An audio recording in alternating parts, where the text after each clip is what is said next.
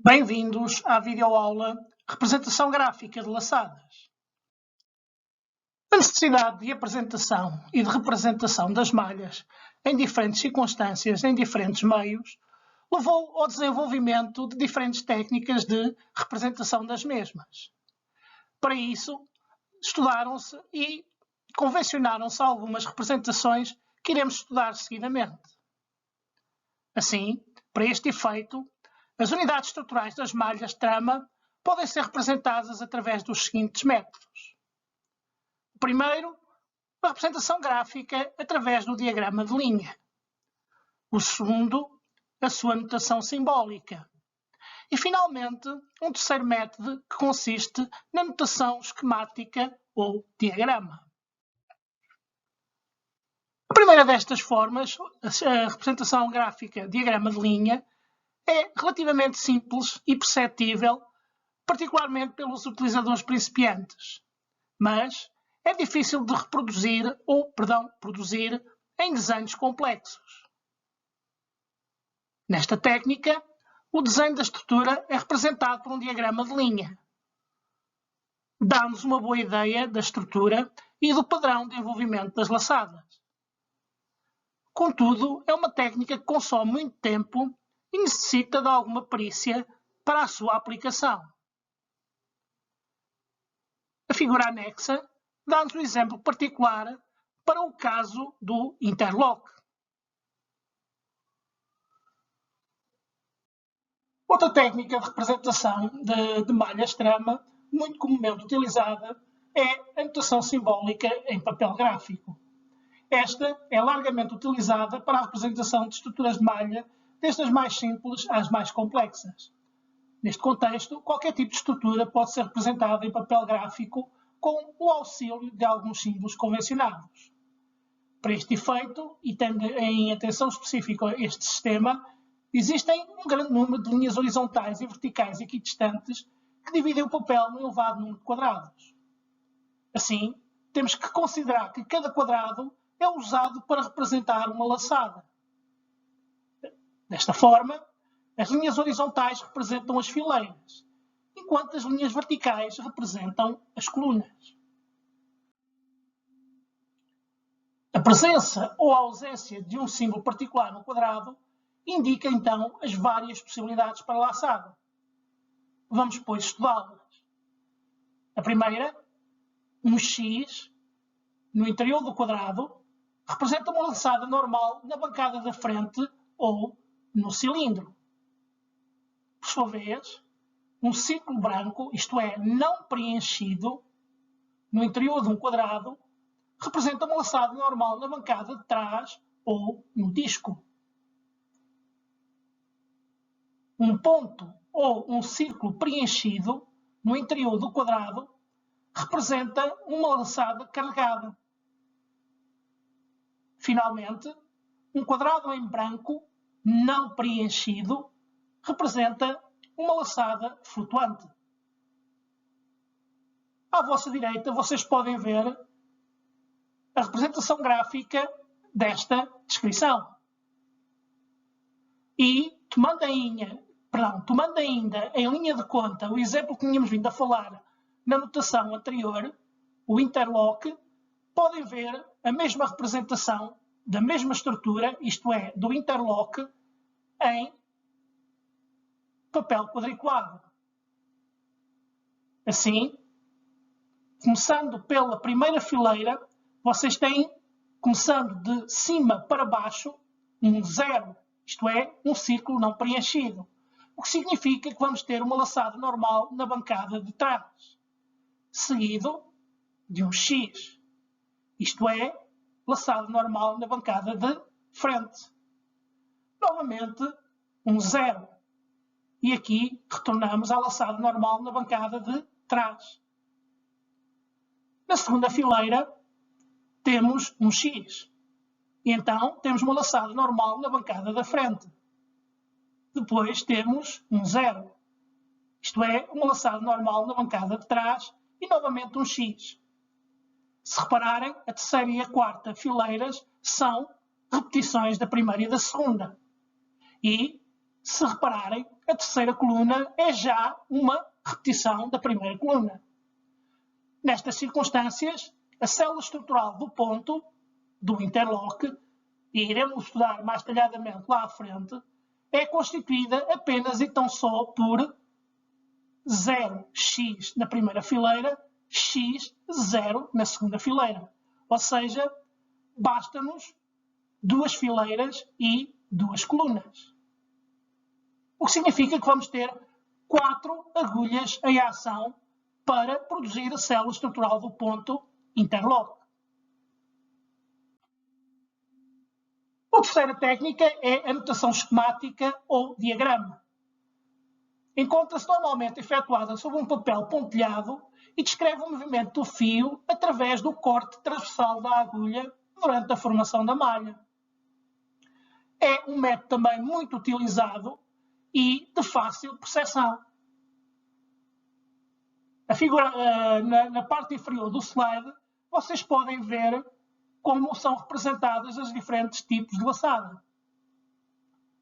Laçada normal na bancada da frente, laçada normal na bancada de trás, os dois tipos de laçada carregada na bancada da frente ou na bancada de trás, bem como também as duas variantes possíveis para a laçada flutuante, seja na bancada da frente, seja na bancada de trás.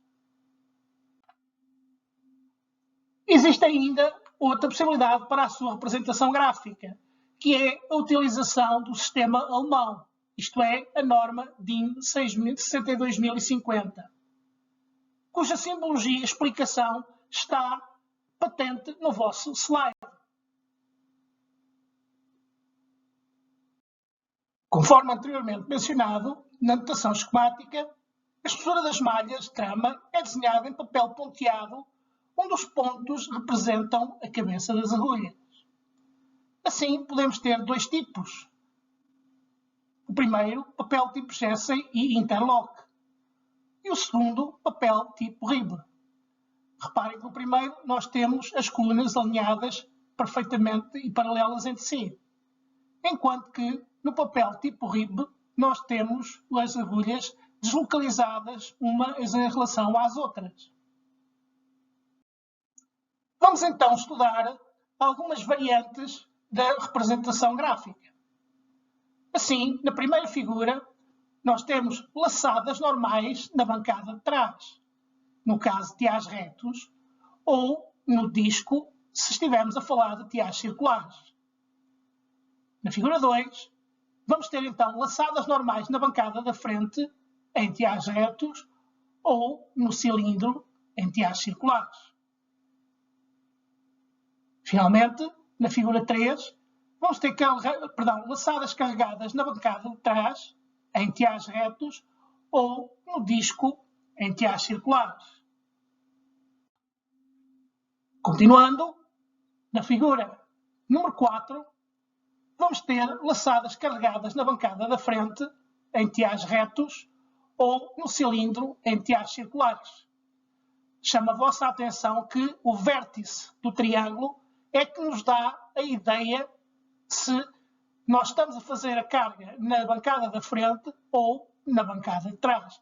Reparem ainda que o pontilhado que resta está naquilo que nós convencionamos a bancada mais afastada.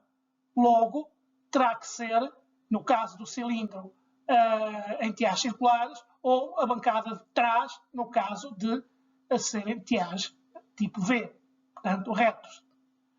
Na figura 5, temos laçadas flutuantes nas agulhas pares. Reparem, 1, 2, temos uma agulha desativada em 4, em 6 e 8 e por aí fora, na bancada de trás, portanto, no caso de tiás retos, ou no disco para os tiás circulares. Finalmente, na figura 6, vamos ter laçadas flutuantes nas agulhas pares da bancada da frente, em tiás retos ou para o cilindro, no caso de tiás circulares.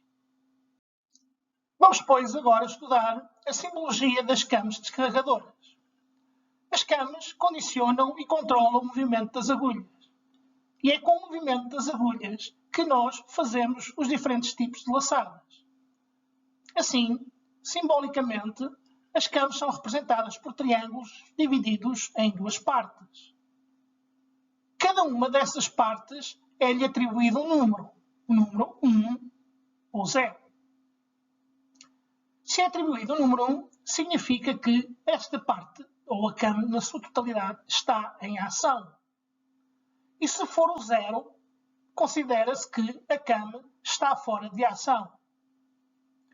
As figuras representam uma visualização de camas existentes em máquinas, bem como o ciclo de formação de uma laçada através de uma agulha de talão.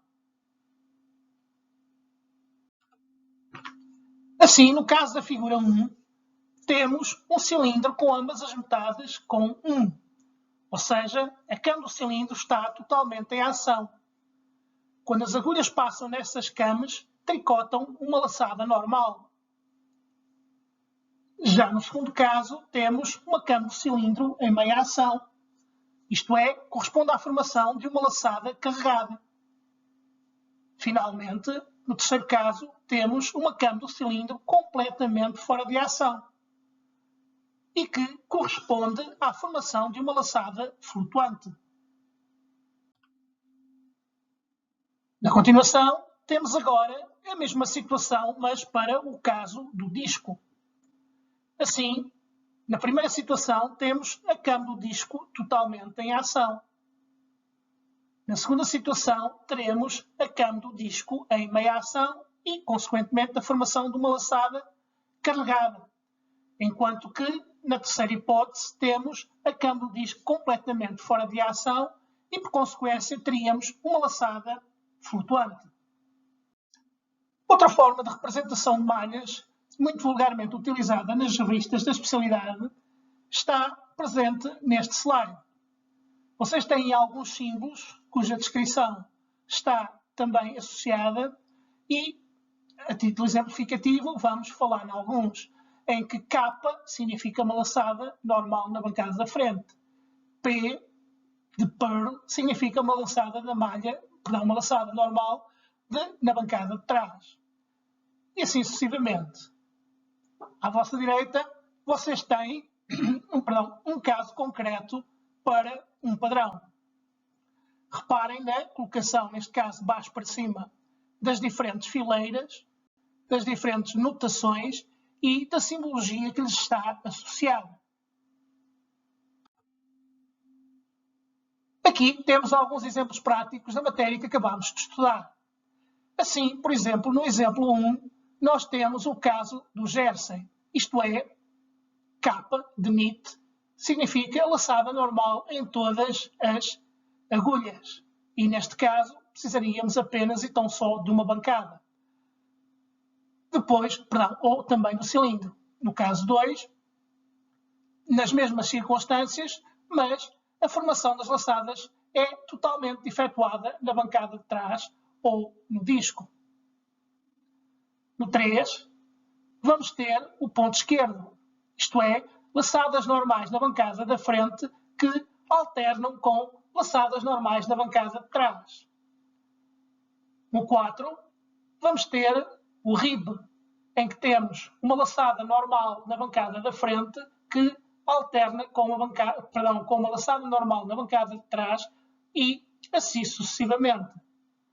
Finalmente, no exemplo 5, vamos ter a formação do interlock, como já vimos anteriormente. E então, para o caso concreto, na célula estrutural do ponto, vamos ter KP na primeira passagem e depois PK na segunda. Alguns pontos que estão aí na figura à vossa esquerda são bastante conhecidos e são estruturas de malha muito utilizadas. É meramente explicativo. Outra forma de representação também com alguns pontos vulgarmente utilizados. Obrigado pela vossa atenção e até à próxima aula.